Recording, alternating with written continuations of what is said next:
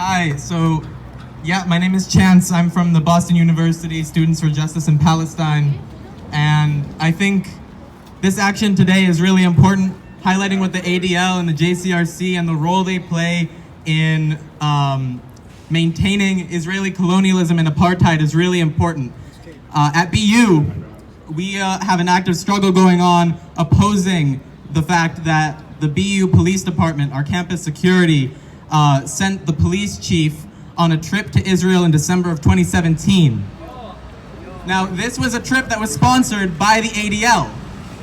And not only did people from BU go, people from Tufts went, people from the state police went, from FBI, CIA. This is the type of people that go to these things, the scum of the earth, right?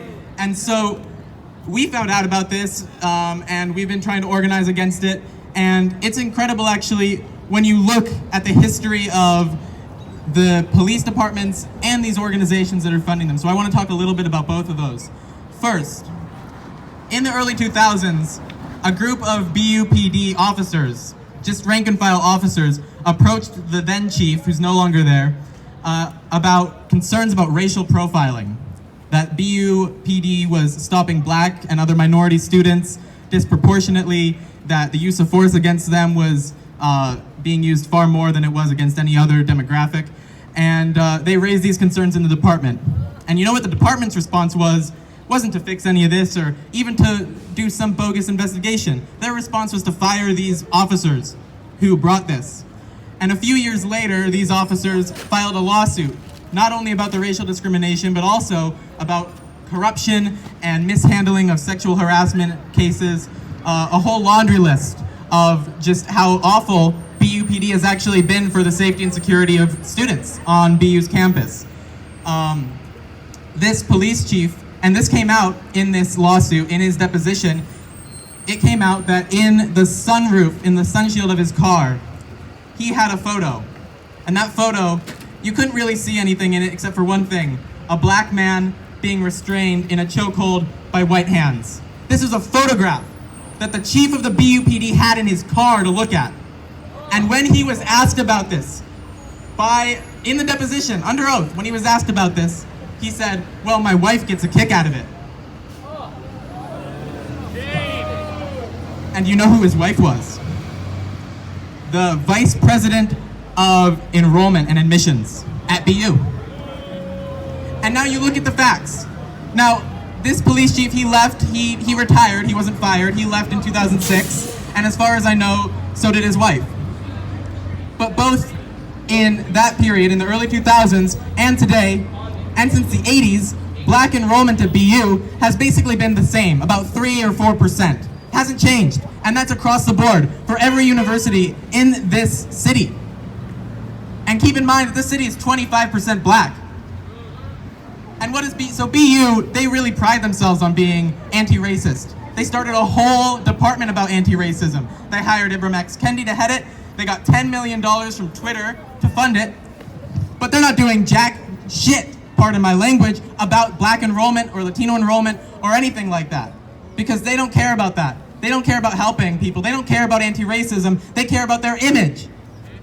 And so we really have to be conscious of this in our organizing. We have to see through these lies, see through these people that they put forward as token minorities and token representatives who only pull the wool further over our eyes. And I think that's exactly what happened at this past mayoral forum, which was sponsored by the ADL and the JCRC and a bunch of other Zionist organizations. These are some of the most powerful organizations in Boston. These represent some of the most influential sections of the ruling class in this country.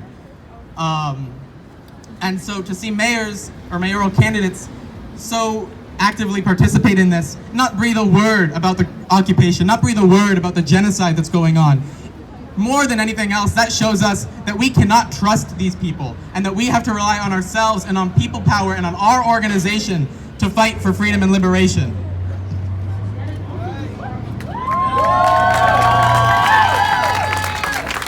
And so, a few other words, now that we're on to the topic of the ADL.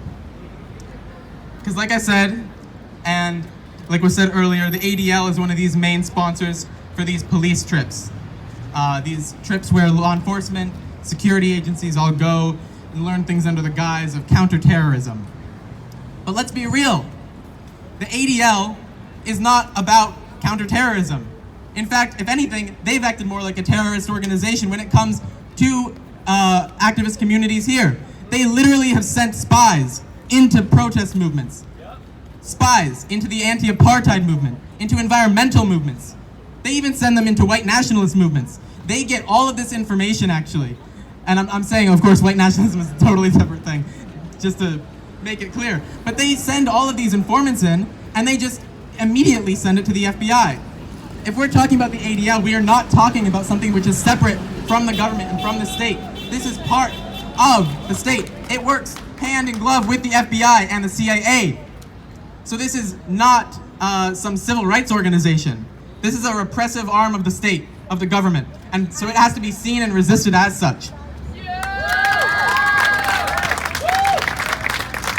So I guess just to wrap it up, I'm really happy to see that people are out here, and especially that so many young people are out here, because I think that, you know, there's a lot of momentum right now, especially on college campuses, to really see a change. And I think we are seeing that change in public opinion about Palestine.